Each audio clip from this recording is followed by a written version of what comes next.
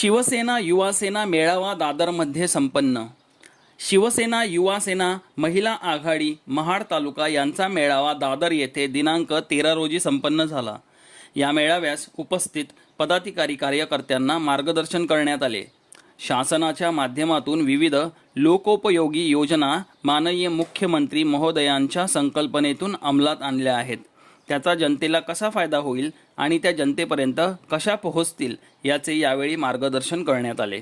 या मेळाव्यासाठी मुंबई महाड तालुक्यातील शिवसेना युवा सेनेचे सर्व पदाधिकारी, लोकप्रतिनिधी, महिला संघटिका इत्यादी मोठ्या संख्येने उपस्थित होते।